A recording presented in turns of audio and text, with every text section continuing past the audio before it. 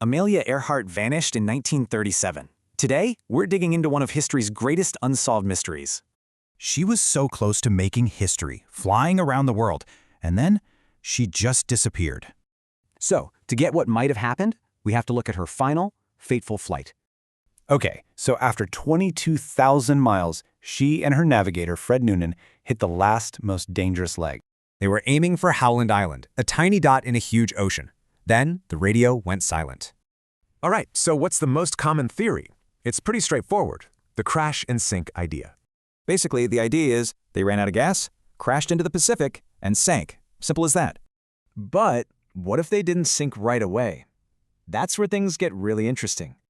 This next theory says they actually survived the crash and became castaways. They would have landed way off course, stranded on a tiny, deserted island called Nikomoro. Now, is there any proof for this wild idea? Well, people have been searching there for decades. And they found some pretty compelling stuff, personal items, and even pieces of an aircraft. But the biggest find came in 1940. Part of a human skeleton was found right there. The bones were lost, but get this, a new look at the old measurements points right to Earhart. The lead investigator thinks the evidence is overwhelming, even if they can't find the actual plane. And the story of those bones gets even weirder. Honestly, it's kind of creepy. Yeah, this is where giant coconut crabs come into the picture. No, I'm not kidding.